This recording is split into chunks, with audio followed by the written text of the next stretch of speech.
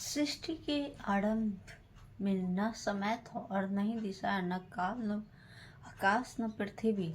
बस एक ऊर्जा थी जो अदृश्य भी थी और अनंत भी थी। उस ऊर्जा का रूप में ले लिया शक्ति का रूप, जो आज हम जानते हैं आदि शक्ति का। और दिव्य कथा की उत्पत्ति। आइए हम जानते हैं शिव पुराण के चौथे एपिसोड में आपको स्वागत करती है। आप देख रहे हैं आस्था संवाद और मैं हूँ आपकी दोस्त अनु। सृष्टि की शुरुआत में सबसे पहले कुछ भी अस्तित्व में नहीं था, न प्रकाश, न अंधकार, न जल, न वायु। सिर्फ एक अनंत, शांत और कल्पनीय शून्य था। इस शून्य का केंद्र में विराजमान थे परम शिव में, जो न जन्म लेते हैं न नष्ट होते हैं। उसकी निःशब्द समाधि में ही सृष्टि की पूर्ण ऊर्जा प्रवाहित होती है और इस प्रकार पूरे ब्रह्मांड का निर्माण होता है। श्री विष्णु ब्रह्मा को बनाते हैं, काल, दिशा और तत्वों को बनाते हैं और ये ब्रह्मांड की नई सृष्टि का समय आता है। महादेव के भीतर ही ऊर्जा एक अद्भुत धारण क्या होता है, जो दिव्य प्रकाश हजारों सूर्य का चक्र का चमकता है। उस दिव्य ज्योति से प्रकट हुई थी ये ब्रह्मांड और आज हम लोग इसी ब्रह्मांड में जी रहे हैं। तो आदि शक्ति, जो शक्ति प्राकृतिक और चेतना को तीनों का संगम है, उसके बारे में जानते हैं।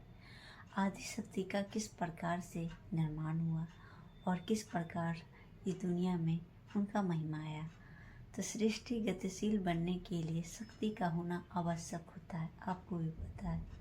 और शिव संभावना है और शक्ति का सृजन है, यानी कि शिव का संभावना है तो शक्ति सृजन है। शिव शांत है और शक्ति गतिशील है। बिना शिव शक्ति और सब सम्मान और शक्ति बिना शिव अधूरे हैं। आदि शक्ति वही अर्ध ऊर्जा है जिसे आगे चलकर जन्म लिया।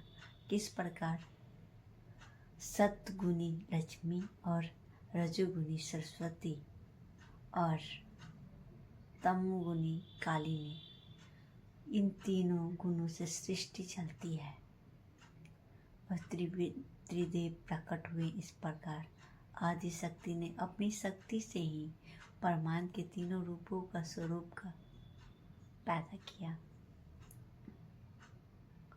और ब्रह्मा ने सृष्टि का रचयिता और विष्णु पालन करता और महादेव संहार करता बने। इस प्रकार इस पृथ्वी के इस ब्रह्मांड को चलाने के लिए तीन शक्तियों आदि शक्ति ने तीन रूपों में संतुलित रहे।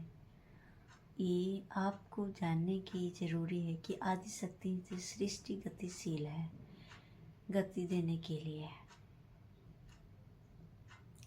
समय, दिशाएं और लोक तत्व सबकी रचना की गई। उन्होंने जीवन को जन्म दिया और जीवन को चलाने के लिए शक्ति भी। इस प्रकार शक्ति ने सब कुछ धीरे धीरे रचे। उनसे ही उत्पन्न हुई प्रकृति का संतुलन और उसमें से ही जग के हर आत्मा की चेतना थी। ये थी शक्ति की किस प्रकार शक्ति निर्माण हुई। इसीलिए कहा जाता है जहाँ शक्ति है वहीं शिव है और जहाँ शिव है वहीं सृष्टि है। आदि शक्ति न केवल एक देवी है बल्कि इस संसार का संपूर्ण ब्रह्मांड की धड़कन है। जहाँ हर जीव में सांस वहीं